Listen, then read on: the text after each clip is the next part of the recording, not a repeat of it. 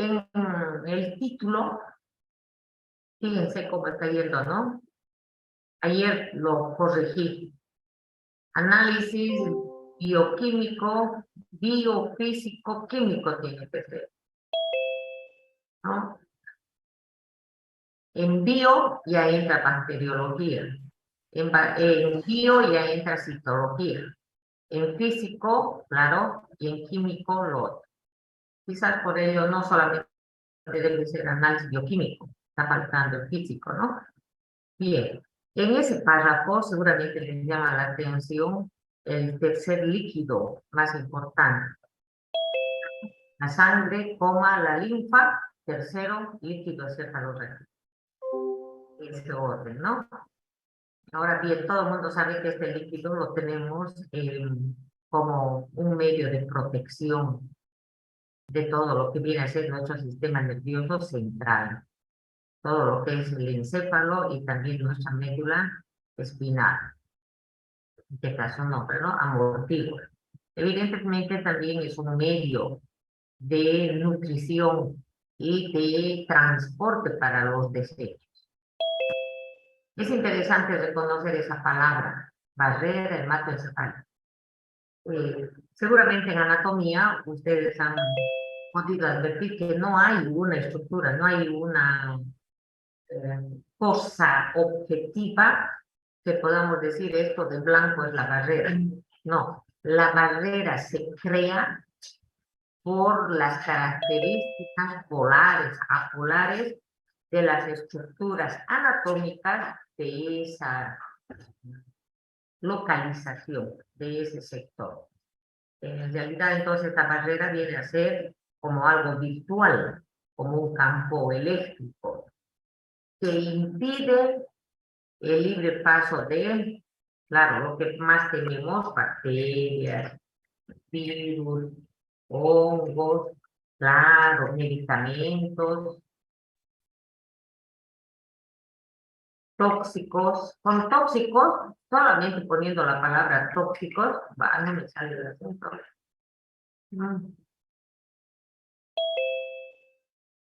Este teclado, tóxicos. Si yo pusiera la palabra tóxicos, ya englobaría los medicamentos y a las toxinas. Pero como todavía no están muy compenetrados, vamos a desglosar. Es redundar poner medicamentos tóxicos y toxinas. Con tóxicos ya sería todo. Muy bien. Entonces, una vez que contamos con este líquido en el laboratorio, se debe proceder a estas categorías de análisis, ¿no? En el físico viene a ser lo que está anotado ahí. Sin embargo, vale la pena destacar que el médico, que es el profesional especializado para tomar esta muestra, solamente el médico especializado puede tomar esta muestra. En el momento de la muestra, se tiene que advertir, calificar la presión con la que sale el líquido. Existen sensores actualmente y en función de ello ya se puede tener una impresión diagnóstica en relación a las características de este líquido. Todo ello el médico tiene que anotarlo en la solicitud del laboratorio. En la parte química es fundamental estos tres parámetros. Citológico, claro, nos interesan los glóbulos blancos y diferenciarlos.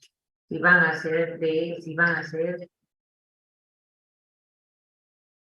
polimorfonucleares o van a ser mononucleares. Este teclado. El bacteriológico, para ello se prepara un frotis y se lo tiñe con la tinción de Gram para ver si van a ser Gram positivos o van a ser Gram negativos.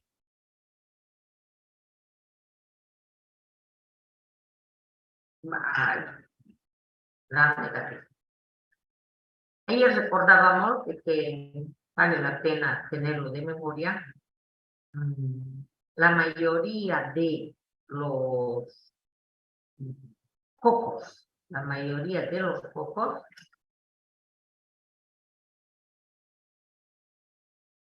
son gram positivos. Existen excepciones como el género, por Dios, claro, no me da de ninguna manera, como Neisseria, las Neisserias. Entonces ahí nosotros tenemos la meningitis con minúscula y la gonorrea. Eso ya se escribe con minúscula. Neisseria meningitidis y Neisseria gonorrea. Todos los demás focos son gram positivos, solamente los negativos vienen a ser lo que es Neisseria gram negativo. Aquí, excepción.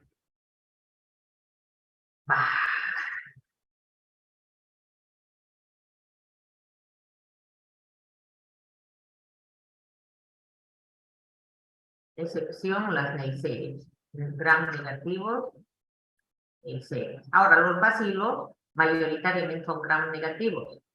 La excepción, y cómo conseguir la simpatía. La excepción son gram positivos.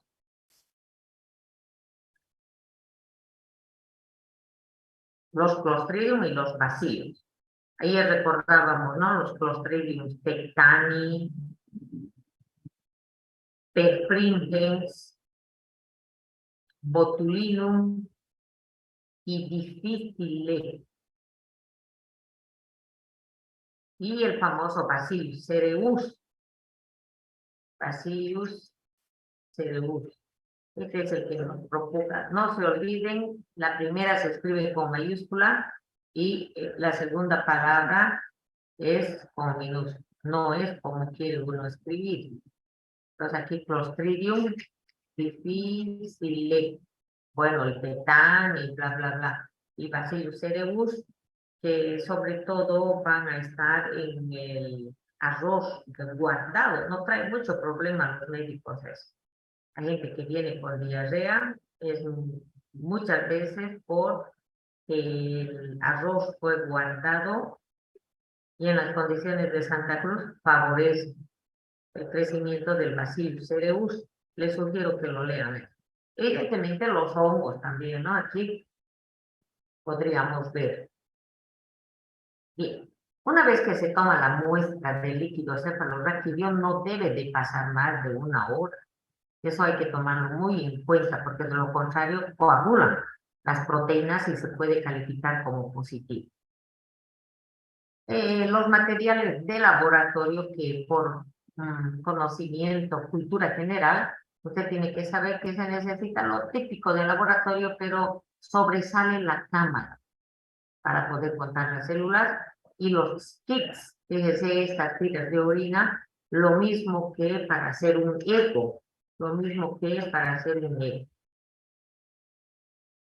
Claro, con esto podemos medir pH, si hay sangre, si hay leucocitos y los kits de glucosa, tal y como hemos visto, para realizarlo en este aparato, espectrofotómetro de absorción molecular. Pienso que esto usted tiene que saberlo, por lo menos en qué aparato se determina, ¿no? Para que no le tomen el pelo. Lactato deshidrogenasa y las proteínas. La toma de muestra, la solicitud casi siempre, por tradición, se solicita como PL, punción lumbar.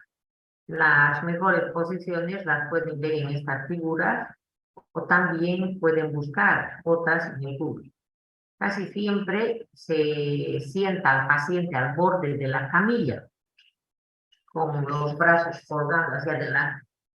Y evidentemente hay un ayudante que tiene que agarrar, como en este caso, ¿no? Que el bebé, miren, alguien tiene que agarrar, aunque sea petacuda, aunque sea mayor, porque por reflejo puede que el paciente sea nervioso y lo endereza y puede provocar mayor traumatismo en la parte donde se está procediendo a la función. Este material es muy semejante a una bránula, ¿sí? Que tiene su parte metálica y una vez que se extrae aquello, no sé si aquí puede ver lo que está goteando, ¿no?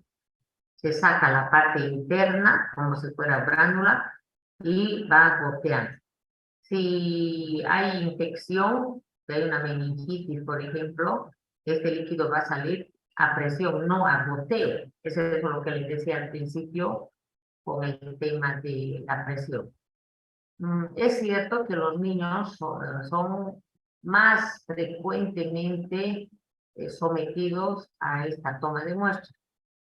De ahí que en nuestro medio es tradicional que los papás de poca cultura, de poca preparación escolar, indican, no, no quiero llevarlo al hospital porque me lo van a punzar su espalda, se lo sacan su líquido y lo venden en Estados Unidos. Esa es la típica de los papás.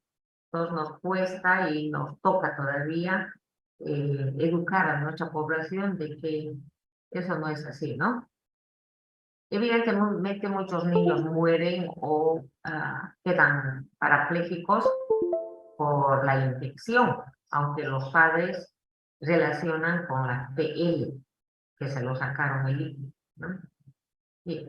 Entonces, en el laboratorio, una vez que se obtiene la extracción, que debe ser a cargo de un especialista, se procede al examen físico y se va calificando, ¿no? El aspecto tiene que ser límpido, eso es lo normal. El color, incoloro. Y el volumen no se puede extraer más de 5 ml, ¿no? Y se procede al examen químico. Aquí nos interesan las globulinas, claro, son proteínas. Y para ello tenemos dos reacciones típicas, None-Appelson y la de Pandy. Trabajamos más con Pandy, quizás porque se pronuncia más fácilmente. Pero cuando usted sospeche de rigidez de nuca, no puede flexionar, no puede tener movimiento, podría estar sospechando de una meningitis, particularmente si estamos en una época epidémica. Para ello va a solicitar una PL y en laboratorio se determinarán las globulinas. Para ello se toma un tubo, un pequeño volumen de líquido y el reactivo que lo tiene aquí anotado, sulfato de amonio. No tiene más de misterio y luego de 3 minutos, ¿qué es lo que se va a ver? La opalescencia. Claro, si estaba opaco, si no era transparente, aquí tiene que haber más opalescencia. Va a coagular. Quiere decir que había mayor cantidad de proteínas de la que debía haber. De esta manera se procede, ¿no? Nosotros podemos ver aquí en este tubo normal, no se ve lo que coaguló las proteínas. En el número 2, una cruz, ¿no? 2 cruces, mucho más, y se puede llegar hasta 4 cruces, como en este caso. Ahora, casos positivos, meningitis y la esclerosis múltiple. Ahora aquí es interesante ver qué son las LUES. Me extrañó mucho encontrar en este documento relativamente nuevo la palabra LUES. Esta patología, esta variante, se ve solamente en los libros antiguos. Así que yo les sugiero que le den una, seguramente en el examen le voy a preguntar qué son las LUES para comprobar si lo leyó. Y la gente que no vino, entonces no se va a enterar cuáles son las preguntas del examen. La reacción de Pandy también se puede llevar, también sirve para determinar si hay globulinas en exceso. Se puede trabajar en tubo, aunque en Bolivia trabajamos más en vidrio de reloj. No sé por qué será, por tradición. Un vidrio de reloj y unas gotas de líquido cefalorraquídeo y el reactivo de Pandy, que está conformado por fenol. ¿Qué es lo que se busca? Si se vuelve lechosa, si se vuelve turbio. Y en función de ello, al igual que aquí, se va poniendo una cruz, 2 cruces, 3 cruces, y en la foto podemos ver lo normal y lo que se vuelve lechoso. Ahora, eso era para globulinas. Para proteínas en general, no se emplea el método que hemos mencionado con el reactivo de Buren, sino el método turbidimétrico. Para esto ya no se utiliza, no se utiliza el EAM que hemos utilizado nosotros en laboratorio, sino se utiliza el turbidímetro. Y tampoco se utiliza el reactivo de Buren, sino es el ácido sulfosalicílico. Y aquí, ¿qué es lo que hacemos? Lo mismo. En los tubos de ensayo, la muestra, el reactivo y se mide la absorbancia. Pero en este caso es de la turbiedad. Para este parámetro y para otros, como la bilirrubina, se suele preparar la curva de calibración. ¿Cómo es esto? En laboratorio se preparan soluciones con concentraciones conocidas de proteína. Me voy a inventar. Por ejemplo, se prepara uno con 5 miligramos, otro tubo con 10, otro tubo con 15 miligramos, otro con 20 miligramos. O sea, concentraciones conocidas. 4, 5 tubos. Luego se lee en el aparato y se ubica en un eje cartesiano de la Y y de la X.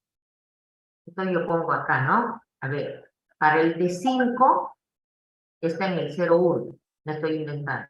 Para el de 10 está en el 0,2. Para el 15 el 0,3, para el 20 el 0,4. Se ubican los puntos, Y esto yo trato de unir los puntos con una regla. ¿Y qué observo? Que no todos los puntos pasan o están sobre la misma línea. Y entonces aquí lo que se aplica para que esta línea esté lo más equidistante de todos los puntos, se utilizan las fórmulas de regresión lineal. Esto está aprendiendo usted en salud pública. Para eso se lleva salud pública. Regresión lineal. Ahí se puede usar el método de chi cuadrado.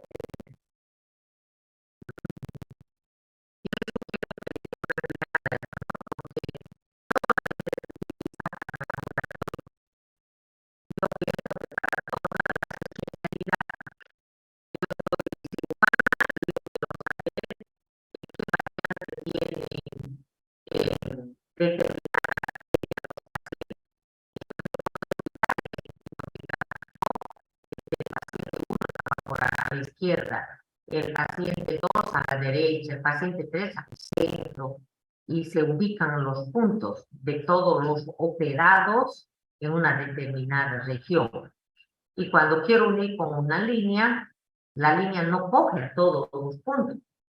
Para ello yo me voy ahora yo me voy a Excel y busco fórmulas en la parte superior. Y cuando abro esas pestañas, me voy a encontrar con una línea que dice regresión lineal. Hoy en día es muy fácil.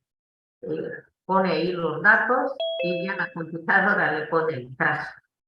En mis tiempos, cuando yo tenía la edad de ustedes y era estudiantes, esto había que fabricarlo y con las fórmulas del chi cuadrado, ¿no? Esto lo están aprendiendo en salud pública. Vuelvo a insistir, porque de esta manera se obtienen las tablas de talla de los niños, las tablas de peso de los niños, las tablas de obesidad. Resumen, nosotros en laboratorio podemos elaborar la curva de calibración, que de curva no tiene nada, si es una línea, ¿no es cierto? Por eso se llama esa curva, esa cosa en zigzag que yo podría ubicar, la convierto en línea. ¿Para qué? Para que tenga mi metro. Aquí ya no utilizo la ecuación que el otro día le pregunté en el examen. Ya no utilizo CA es igual a CA, sino aquí se utiliza la curva. Entonces, yo leo en el aparato, yo leo aquí en el aparato a 640 una absorbancia de 0,3. Y entonces voy a la derecha, ubico el punto sobre la curva, entre comillas, curva, y bajo hacia la X. Y me encuentro que corresponde a 0,5 miligramos de proteína. Para eso sirve la curva de calibración. Bien. Y el valor normal de las proteínas, fíjense, 10 a 45 miligramos, no está en gramos, no está en gramos. Lo que quiere decir que esto es igual a 0,010 gramos por decilitro, convirtiéndolo a lo que estamos acostumbrados. 0,045 gramos por decilitro. Fíjense, no tiene nada en comparación a los 7 gramos por decilitro que tenemos en la sangre, ¿no es cierto? Nosotros tenemos de 6 a 8. 6 enteros, aquí no hay ni medio. Por eso es como un líquido de spray. Bueno, y en la parte citológica tengo que buscar en las cámaras de Neubauer o esta de Nagot o de Fuchs-Rosenthal, cualquiera de esas cámaras, pero usamos sobre todo las de Neubauer. ¿Qué es lo que voy a hacer? Se utiliza una pipeta de glóbulos blancos, que lo hemos usado en laboratorio o en fisiología, y se aspira la muestra con el líquido de dilución. Este es el líquido de dilución. Cristal violeta, ácido acético. Y luego se va a recortar en 9 cuadrados grandes. Esto es cultura, no lo va a hacer usted, pero tiene que saber en qué consiste. Y se tiene el valor por milímetro cúbico o microlitro, es lo mismo, o microlitro, es lo mismo.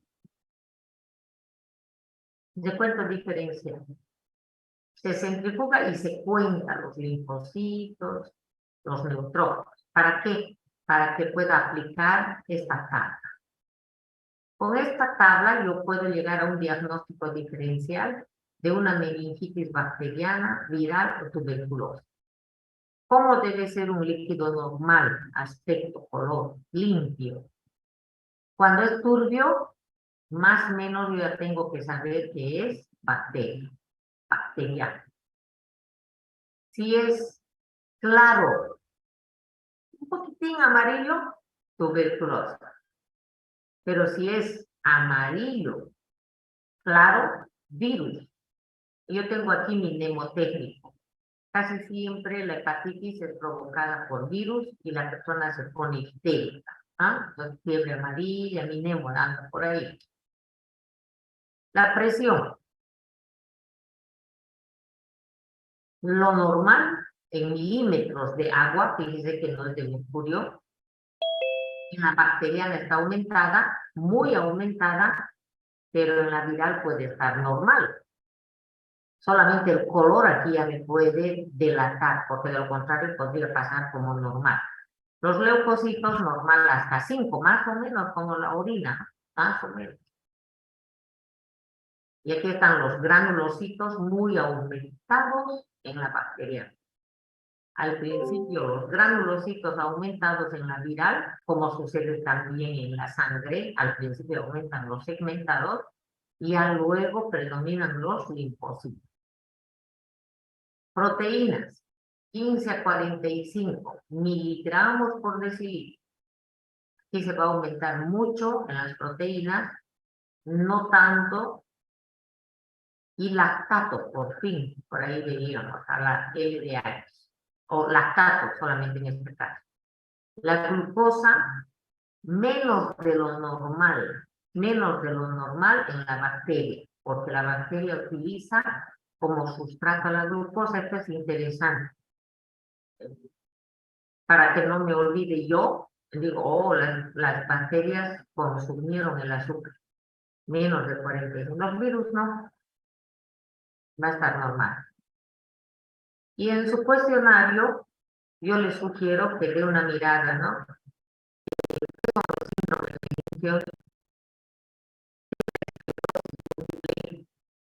¿Qué significa desmielinizar? De esta manera tiene más o menos los justificativos para pedir el penal. Pasemos a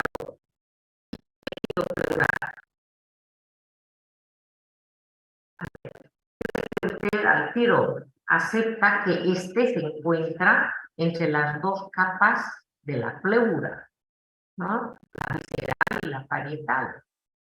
Este líquido tiene que estar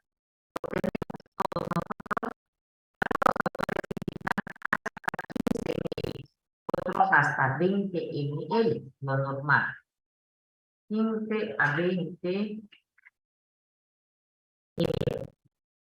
Con ello vivimos normal, pero cuando aumenta dificultad respiratoria. En unas personas más marcadas y en otras no, porque vuelvo a indicar, cada persona es diferente, tiene sus umbrales de dolor, umbrales de molestia de diferentes grados. ¿Para qué tenemos este líquido? Para si no tuviéramos esto, seguramente cada inspiración sonarían, se escucharían, incluso hasta al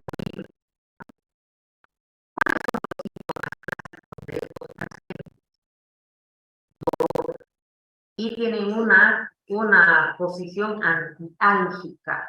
La gente que camina agachada, ay, no sé qué me pasa.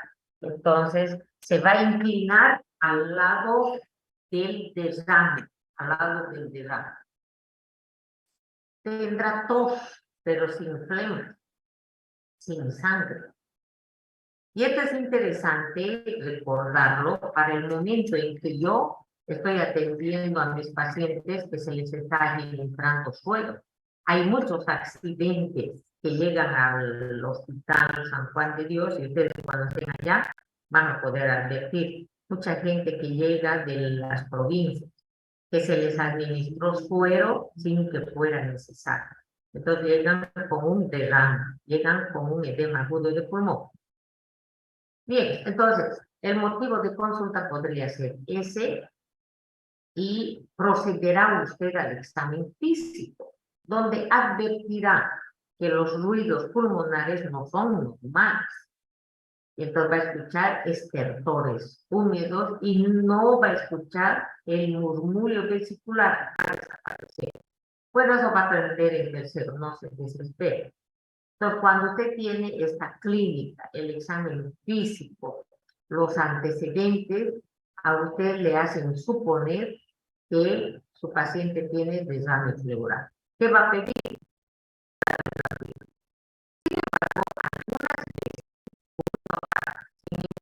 Algunas personas van al médico por otra razón. Tengo una tosecita que no me pasa. Entonces le pide radiografía y como hallazgo, como un accidente.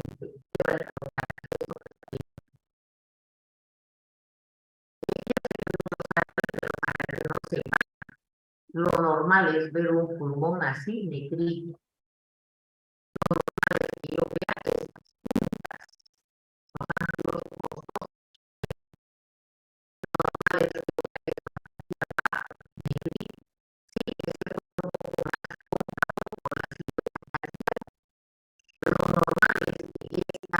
la tráquea, el bronco, el medio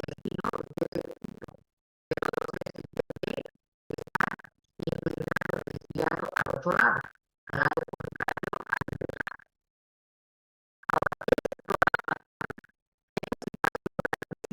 de cuando hay agua, cuando hay sangre o cuando hay un tumor.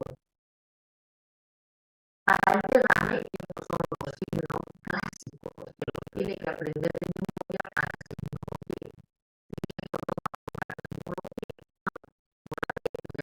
no hay aquí, no veo esta puntita, no lo veo aquí, borramiento de la trama vascular, no lo veo no estoy viendo las costillas, ¿no? Todos los vasitos, no veo aquí.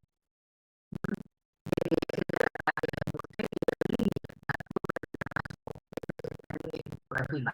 Hay que ver un poquito más otras imágenes. Bien, entonces con ello yo puedo vuelve el paciente de la radiografía, entonces digo, tiene derrame. Y la paraneumónico o es no paraneumónico. Para quiere decir al lado, como consecuencia, posterior, para. ¿Cuáles son los no para? Kilo, cuando parte del alimento se ha desviado al mediastino. Usted sabe qué es el quimo, qué es el kilo. O cuando hay hemotoras, como traumatismo o inflamación de esta parte del mediastino. Entonces, yo ya sé que es derrame pleural. Y paraneumónico, porque he llegado a la conclusión de que estaba con tuberculosis o con alguna neumonía, y este derrame es complicación. La siguiente pregunta ¿es trasudado o es exudado? Si es trasudado, me voy a quedar con este diagnóstico.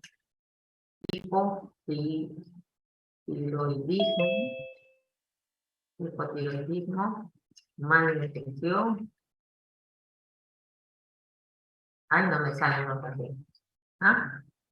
Y si es exudado, lo que tiene anotado aquí, trauma, enfermedades autoinmunitarias, y esto me lo va a decir laboratorio. Es trasudado, es exudado. Entonces, para ello yo necesito la toracosectesis para poder tomar la muestra y mandar al laboratorio. Sus materiales están aquí, hay que ver videos, no es mi materia esto es para cirugía, para neumología, hay que enterarse más de qué. Entonces, las diferentes técnicas que lo va a aprender en neumología, cuando está echado, ¿sí? Y cuando está sentado. Esto lo va a hacer en el Hospital San Juan de Dios, en tercer año. Una vez que se obtiene la muestra en vivo y sin anestesia, la pena es ser pobre, ¿no? Ojalá usted tenga piedad y por lo menos le acaricie la cabeza al paciente. Bien, en laboratorio se va a determinar las tasas de fibronasa y proteínas. Hay otros parámetros más, pero estos son los fundamentales. Se van a determinar con los protocolos que ya sabemos, las técnicas de laboratorio. Y se van a anotar. Se divide la concentración de proteínas del líquido pleural sobre la concentración de proteínas en el suero del paciente. Si esa división es menos de 5, de 0,5, transudada. Si es menos de 6, la lactato de 3-hidrogenasa. Si lactato de hidrogenasa en suero es menor al 75% del valor superior de lo que hay en suero, yo me quedo con el diagnóstico que es un trasudado. Hicieron un trasudado, ya lo tengo aquí anotado, es fallo hepático, fallo renal o fallo cardíaco. Y con eso completo mi diagnóstico. Tiene aquí un algoritmo, no sé cómo, tengo 3 minutos, termino, pero muy fácil, ¿no? Sospecha de derrame, su historia, el resumen de los resúmenes. Si es sanguinolento, neoplasia o hemotora. Si es negro, metástasis. Si es olor fétido, anaerobio, bacterias anaerobias. Restos de comida, rotura de esófago y así. Entonces, los trasudados frecuentemente insuficiencia cardíaca. Menos frecuente hipotiroidismo que está anotado. Menos frecuente pericardia. Y en los exudados lo mismo, aprender solamente de memoria. Y este cuadrito le sirve para inducirle más a pensar en el empiema. Empiema es la complicación de una neumonía, lleno de pus, lleno de pus. Por eso que el cultivo puede ser todavía positivo. Y para diferenciar si es tuberculosis, se pide ADA, adenosina desaminasa. Entonces, con esto puede usted diagnosticar si es o no tuberculosis. Este tema es muy bonito y yo creo que si tenemos vida, porque estamos así a expensas de Dios, al año hay que ponerlo eso más o menos a la mitad de la guía, no al final, ¿no? Porque el tercer año lo único que va a hacer usted es neumología y todo momento va a estar trabajando con los criterios del aire y la toracocentesis, ¿no? Eh, afortunadamente, se lo realiza en el Hospital San Carlos, las salas séptimas están llenas